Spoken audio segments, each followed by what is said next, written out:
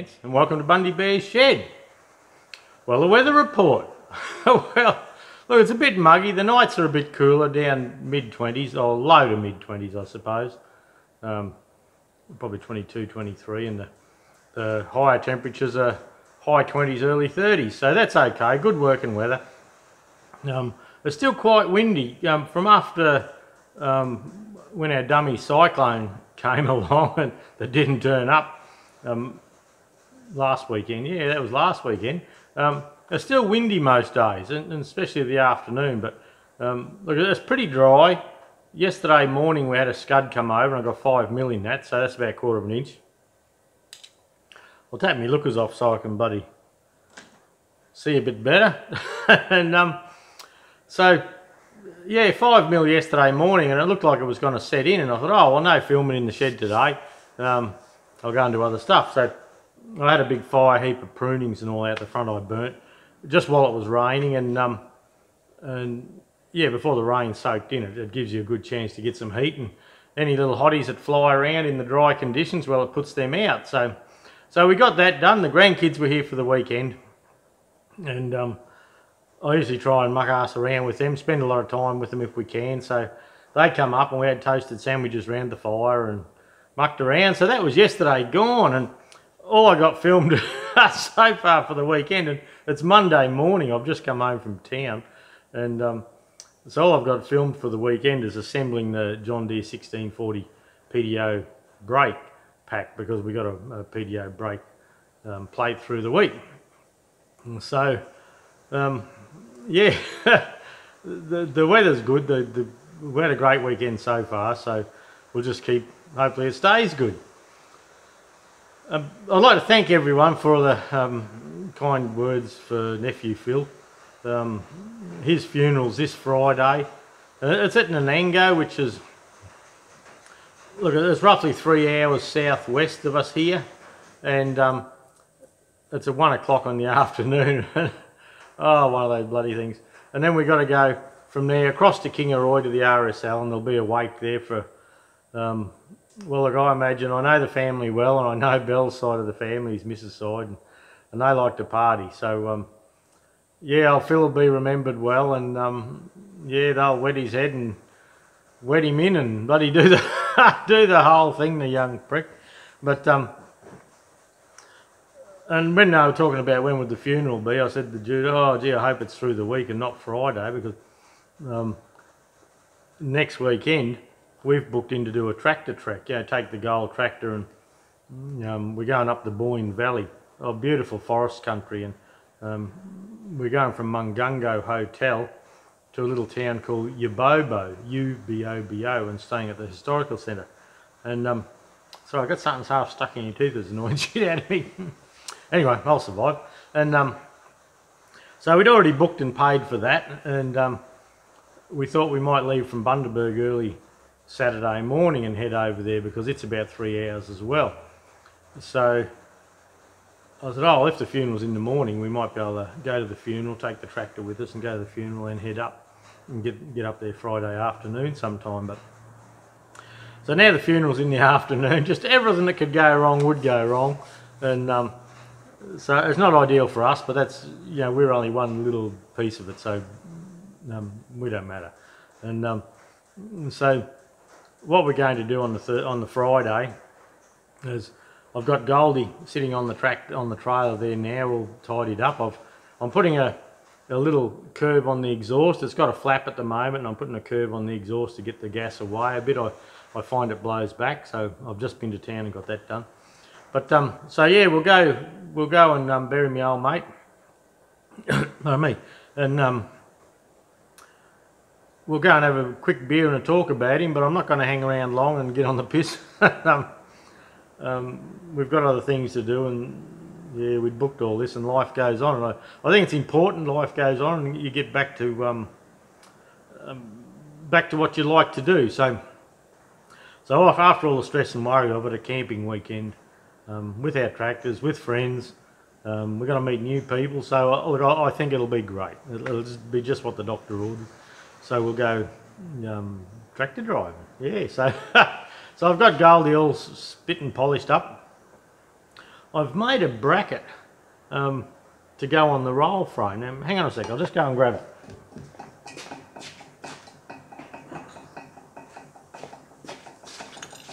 There we go. Sorry about that. I should have had it over here. I did plan to, but anyway. So what the bracket was a couple of U-bolts to go onto the roll bar. We have a bit of 4mm plate here. And then we have a big section of that 75mm or 3-inch channel, and I put a gimbal at the end here, and because the roll frame sits back a bit, you'll see a slight angle on this, and so I've got it angled back and out. But I put the camera on, and I've always noticed the roof wobbles a bit, but you set the camera on, and because it's a heavier camera, I could have it closer to here, but it would still wobble. But anyway, your footage is bloody terrible. It's all over the place, so that's a plan routed. So I'll have to think of that again. But back to our trip away. It doesn't take much to get me sidetracked. And so we're going to go to the funeral, have a beer, quick 1 or 2 quick beers, with the rallies and all that. Then we're going to jump in the car, and then we've got 4 hours run north. So if we get out of there at 3 or 4 o'clock, well, it'll be 8 or 9 o'clock before we get to where we're going. So we may just get to Eidsvold Caravan Park or Monto Caravan Park or somewhere and stay there, because we're just sleeping in the back of the ute. And that way, if we do pull up at a caravan park, we were going to try and get right through to the pub, Mungungo Hotel, and use their amenities, but we thought, well, you know, if we go to a caravan park, well, at least we've got amenities, we can have a shower and get as far as we can on the Friday. And they're not leaving Mungungo Hotel until 9 o'clock Saturday morning. So, like, Eidsvold's not an hour away, or might be an hour away, but look, it's not a long way. So, being early risers, that'll give us a chance to get up and about and get going for the day and have a nice shower and all that sort of thing. Because if we camp at the back of the hall, or the hotel would probably have amenities we could use. But anyway, we're just thinking we haven't made up our mind yet. But so we're going to be travelling into the night Friday night by the looks, and going on our tractor run on Saturday. Then we go 80 kilometres. Yeah, it looks like about 80 k's or so, 80 to 100, to Yabobo, and we stay at the historic centre, Discovery Centre, Historic Centre, and they're going to cater for the group for the evening, and next day we drive back to Mungungo pub and say our farewells and head home. So then we've got another 3-hour drive coming home Sunday night. So I should still be back for a bit of a chat Monday, be able to tell you all the tales and see how it all goes. But look, I've been shopping. My missus shakes her head. She goes, ah, bloody hell. Blokes, she reckons us blokes are expensive to keep. Well, I never argue with that. She might be bang on right. But look, I bought the other day on the milling machine, I've got an air supply, and you know, your little misters for your coolant. And anyway, I wasn't sure where to buy the little tap, so I looked on eBay and they had a filter and a tap and that, and I thought, oh look, that's just what I need. So I bought it, and biggest heap of shit. The tap where you adjust the air flow, yeah, it just pisses out. There's no O-ring on it at all. So with it shut, you can shut it right off because the seat closes it off. But when you open it, yeah, when you open the tap, there's no O-ring on there, so it just pours out the thread. So anyway, I set all that up through the week and had a bit of a fiddle, and it's just rubbish. So I just went to Trade Tools, and if you get a Trade Tools store near you, look, I reckon they're great. They have their own brand of stuff called Renegade, and it's not expensive, but it's pretty good. The Allen keys and that, boy, they take a caning. But anyway, my other setup was rubbish, so I went in, and you can buy a Nitto fitting, and I think they're for the end of a spray gun, really. But you can buy a Nitto fitting, and it's got a detent on it, and it's a tiny Tiny ball valve. Not a needle valve, a ball valve. So hopefully that'll do what we want to do, rather than put another regulator there. And because it's on the wall behind the tool grinder, and I use the air hose at both ends of the container, I've put a swivel on it, so we can swivel this way or that way. So it'll actually swivel around the balls in the female here. So where that's stuck in, this'll still pivot, and then we have another pivot there. So I'm not sure what my eBay ones were, 20 bucks or something, but from Trade Tools, $5.80 for that little fella, and I don't know what the others are. I didn't really look. I just chucked them in the basket. So then you may notice when I've been doing some of my videos, I've had a little kit here I got off eBay quite a while ago, and they're bearing installers. They're made of aluminium. Mine are aluminium. In America, yours would be aluminum, but these would be a bit better, I reckon. And look, I've used these, and I've used them a bit for putting bushes in, use them backwards, but because they're aluminium, they are soft and they mark, and I've had to, well, that one there would be an example. You can see the shiny edge where I've dressed it back down with a file. So when you're doing a job, you think, oh geez, I should whiz up the lathe and turn down a bush just for that job, and I should do this one and that one. But I find I get into the job and I get in the zone of doing it, and I don't feel like walking off and doing stuff. So anyway, on eBay the other day, they had this set for $90 or $99. So there's one drop, but they're steel and they're right up to 74 millimeters. And where's the handle? Here's the handle. So there's a little screw that holds them on, and for putting a seal in, you can pop something there to hold the hit on the outer of the seal.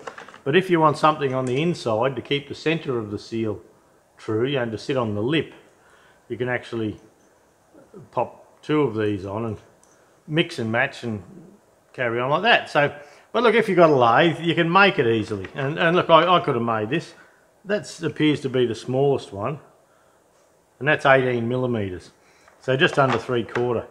And so yeah, look, I thought I could just sit up in the shed and make them and muck around, but the time I get off, I like to spend working on my tractors, and the machining jobs I got waiting to be finished, as in the kingpin housings and bits and pieces like that. I've got a bit of a backlog there anyway, so I thought I'd just buy them for 90 bucks and away we go. There's another little extension of, I don't know why it's got an extension, but anyway, you'd think that handle would do it, but it must be to make it long enough to do everything. So that's a good little set in 1 millimeter increments. So 1 millimeter is 40 thou, 35, oh, that hasn't got a mark on it, that one.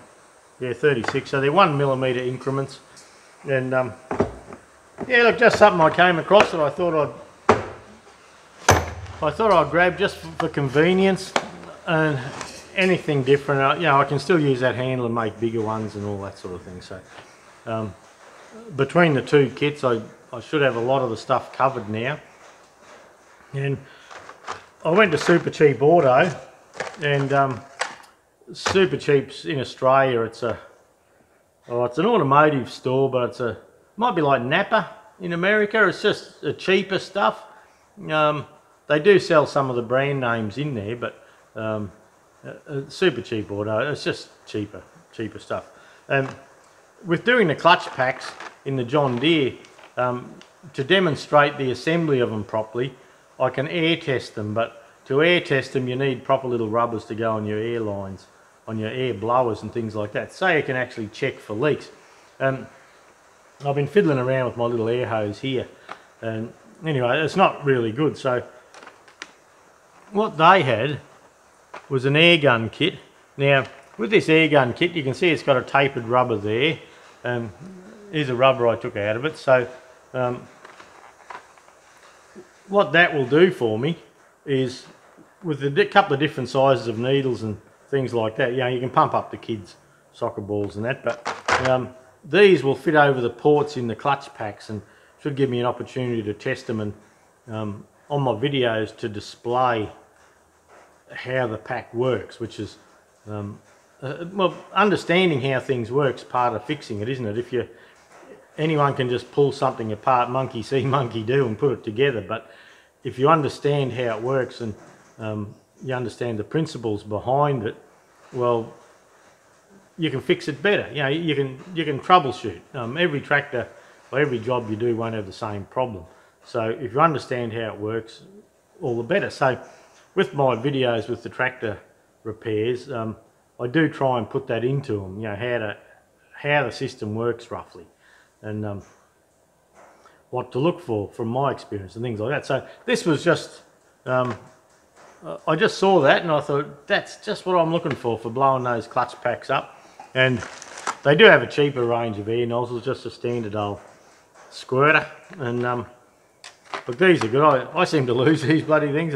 You'd think one bloke in the shed with 10 air nozzles you'd be able to find one, but sometimes I can, sometimes I can't. But I've got about 3 faithfuls that I use. So with Goldie and the Tractor Trek, this is a super cheap auto thing again. It's a double cigarette lighter outlet, and that's so when I drive along, I'm going to actually put my phone, I've got one of those little magnetic balls that I can put my phone on the dash, and that will give me a speedo. And look, I'm interested in how fast I'm going, and it'll also use the GPS. We downloaded a GPS program as well, so that'll keep that going, and a couple of little USB chargers. So, and for $3 you get these cheap shit hobby knives. So, and look, I find those handy. They're a good bit of fun. The muffler on me Fergie, you'll notice the paint's gone all shitty around the middle on the gold one, so I just bought a bit of high heat enamel, and I'm just going to give that a bit of a sand back today and pop a coat on it, just a light coat, and let it dry and see where the pipe comes out. And I've got one bent up today, so I've got to cut it, but once I've got it on, I've got to cut it vertical and work out exactly where it needs to go, because as your exhaust comes up, if you have it out on a 45 with a straight angle, you don't have to worry about the rain blowing in if you get caught in the weather. So I've got that to do, the servo, and a few other bits and pieces. Now, while I was at Super Cheap, any of you that do much towing with your 2-inch or 50mm, we have a Heyman Reese company over here, and they call them Heyman Reese tow bars, and they have a receptacle at the back where you slide the tow ball and that in, and you put the pin in. And on our standard utes in Australia, 3,500 kilo is about average what we're allowed to tow. But when it goes in that receptacle, there's a 5/8 pin that goes through, 16mm. It goes in, and to be a loose fit, once you've got the trailer or the caravan on you, it'll wobble up in there and you hear this knock, knock, knock, knock. And there is an anti-rattle screw underneath, but it's only supposed to be used empty, really. If you use that when you've got the full load on the caravan or on your trailer, it just mushrooms the head of that over, and if you ever need to get that bolt out, well, best of luck. Call Bruce. Call Bruce's Gemtech Getter Outs, or yeah, one of the other fellas over there. But I was in Super Cheap today, and on mine I've got a U-bolt with a piece of angled plate underneath. That clamps up and that stops it rattling, and it's sort of a bit of a safety thing as well. But over the time it's getting a bit stressed, and that piece of angle's bowing and things like that. So I was in Super Cheap today, just snooping around, filling in the morning, and I come across this setup. Now, this is what it looks like here, and what it does, where you have your female come out, it's always got another piece around the outside of that to support it that's tacked on. So this piece of the U-bolt here goes on the front side of that, then this clears it, and then this piece of round it comes up and puts pressure on your tow bar. So it takes the shock out. Now, any of you blokes with lathes, you could make one of these in a flash. And once again, I could have made one, but I thought, well, I want it for Friday, and I just haven't got time at the moment. So, and look, what it is, it's a bit of 3/4 bar with a couple of flats machined on it and a couple of holes for the U-bolt. So yeah, where the U-bolt comes down, that just pulls it tight, pulls it right up hard. And look, the easiest bloody thing, it's one of those things you look at and you think, oh shit, why didn't I look at that? So, or why didn't I think of that? Now, for a measurement, where's the U-bolt? It's a 3.5 inch centres on the U-bolt, and the U-bolt is 4 inches inside. So yeah, look, I know a lot of you out there do a bit of machining, and that is the simplest, easiest thing. That's not going to bend in a fit, and that's going to keep everything up nice and tight. So I nearly went home and thought, oh bugger it, I'll just go home and make that. Then I thought, well, like, it was $15 Australian. So I thought, well, by the time I go and buy the bloody U-bolt and work out which one it is and go and buy it and get me still gin around, I thought, oh, I'm going away this weekend, I'll just buy the bloody thing. So that's what I did. But I'll put that on later, and I'll take a bit of a happy snap of it and show you.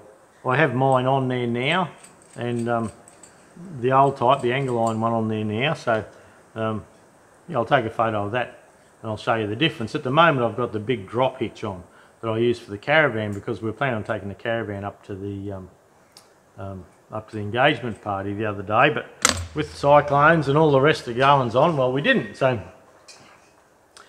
yeah, it's a big drop one that we can put load sharing springs on, so that actually drops a bit of weight to the front of the car. But I don't use that on the tractor. I've got an alloy one. It's supposed to be 6160 aircraft alloy, and it comes down and drops down to the nice height for towing the trailer. And look, it sets it up nice, and it's really good. I have the tractor right forward on the trailer, and that gives me around 200 kilos down pressure, which is good. Actually, it was 180 last time, but I've got a carryall on the back, so I'll have a bit less. So as long as you have a bit of 100 kilos or so on that tow ball, you will tow nicely. But I'm going to give this a run. It's just something that I hadn't thought of. And yeah, one of those moments you look at it and you think, well, stuff me, look at that.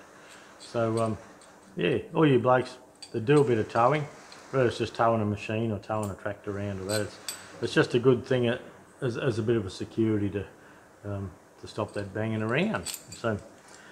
So I've been downtown. I've spent a few bob this week. I had to go in the shop this morning, and new updates coming through with the computer, so there's always a headache with that. So Ross is away on an RDO today, and we give our staff roster days off, and it's just nice, to people be able to do what they'd like to do and do their tax and get their hair cut and just have a shopping day with the missus and all that sort of thing. So our staff gets a roster day off every month, and for those in America, I suppose you have roster days off, I don't know, but what it is, you work a 38-hour week here, and you get paid for a 38-hour week, but you actually work 40, so you work an extra 26 minutes a day, or half an hour a day, or something like that. And so it's 20 minutes a day, I think. And when you what that does is you work a little bit extra every day, then once a month you've worked up a day off. So yeah, you get a day off to do your own business, and look, it's a great thing. Yeah, you hardly have a sickie and things like that when you have roster days off. So look, they're a great thing. Our staff asked for them, and they said, any chance of doing RDOs? And we said, yeah, bloody hell, I used to love them when I was working for someone. So it's something we have to work around. But look, that's it for this week. I might take a couple of happy snaps of a bit of a walk around, like with Goldie on the trailer, just to show you that. The exhaust pipe mod that I'll put on the end, I have to cut off yet. And I'm still not sure if I can take footage of us driving through the forestry. But I'll work on that. The problem with this big camera is because it's big, it's a bit front heavy, and you can put the grab for the foot further forward, but it still has that vibration. So I'm wondering how come dash cams don't get it. So I had a look today, and for a couple $100 you can get a dash cam, 1080 HD dash cam. So I don't know. I don't know if I want to do that or not. We are setting up to do a lot more tractor trekking, Judy and myself, and we've actually got a plan for if Judy doesn't want to go and I just want to go on my own with the fellas. So about a camp stretcher and a awning out the side. But look, that'll be another video. But look, that's it for this week. Once again, thanks for your comments regarding Phil. Once the funeral's over and we can sort of move on with our lives, we'll all feel better, and life goes on, and it must. But anyway, I'll go for a wander around. Thanks for hanging around for this long. I'll catch you next week, eh? Well, I've been wondering why when I opened the door this morning on the canopy, we've got the canopy. This is the one we had a couple of years ago. We bought it in Bundy here from STR, and what we're finding is on this side here, see that? That's TIG welded here, no weld in here, and no weld in there. And they've just relied on Sikaflex type stuff. It's called Sally's Toolbox, I think it is. And once they make the frame, they have the frame right across, and they just glue the outer shell on. And you can just see up in here a little bit of the glue, and this one seems firm. But then when we come across to the other side and you look down the end here, all the glues come off, and look at that. And so the main frame with the strut on it, the glue's just let go over time. Now, they haven't put very much glue on, if you can just see the little bead there. Probably so it didn't come out the side or something like that. But anyway, so this morning's job, I've been downtown to buy some, what's this stuff? T-Rex Powerflex. I reckon this is good stuff. I've never used it before. We had a look at the sheet with it, and it's got a heap of flex to it. It'll bond and stay flexible, so that's what we probably need. And we also bought some blind rivets, so we can actually drill from the outside. And look, to have half a dozen rivet heads on the outside of each door, that's not going to matter to me. I'd much rather have it reliable and something that I can trust. And with the rivets, we can come in around, drill through and come up into this box section. And so apart from just the glue, we're actually going to rivet the frame there just to make it a bit more rigid. So, but yeah, that's the go, eh? Bit piss weak, but anyway, not to worry, nothing we can't fix. Now this is the main back door, and we will end up with a rivet here and a rivet here and one up the side. Look, that's no worries, I don't worry about that. Now it gets you looking then. So this next compartment, this is where I put the fridge, and when we have a look here, that's coming apart as well, and you can see where the struts are, that's coming loose, and this strut here, that's all coming loose there as well.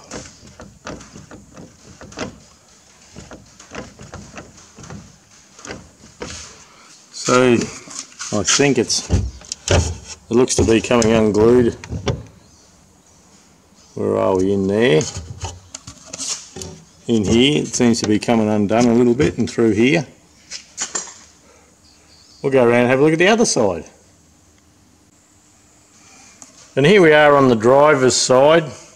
You blokes in America drive the wrong side.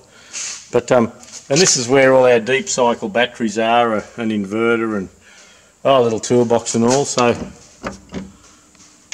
that's coming all unglued as well. So looks like I've got a little bit of fixing to do. This other strut, that's starting to come loose.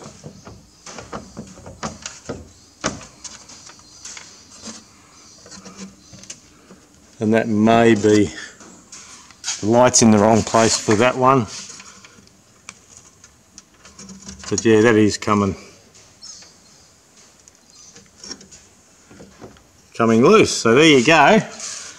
And this other side's not too bad, but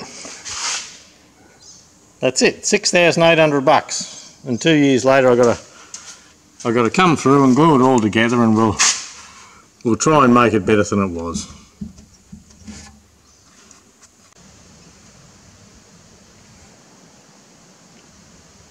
Okay, this is the Heyman Reese tow bar. That's a big heavy thing, and that drops down to get it low enough so the chassis on the caravan is parallel when we pull. And you can see the little bracket that I've had over the years on there. It's a little angle iron piece here with a bit of round bar there. I'm hoping this doesn't blow out. A lot of wind here today. A bit of round bar there, and you tighten the U-bolt here, and that just forces the top bit here down and clamps it in. So this here is a 6160, I believe, alloy billet one, and that brings it forward a little bit and just up an inch or so, and that seems to suit the trailer nicely. So I'll fit this and we'll put that little new jigger on and see how we go. There's a lot of backlight there, so I'll see if we can get a better picture. Well, here's the new setup. You can see the U-bolt comes across the flange here, then the piece of 3/4 bar comes through here. We're getting a lot of backlight, so I'm just not sure how well it's coming up, but you can see the general idea. I'll let you know how it works when we get back.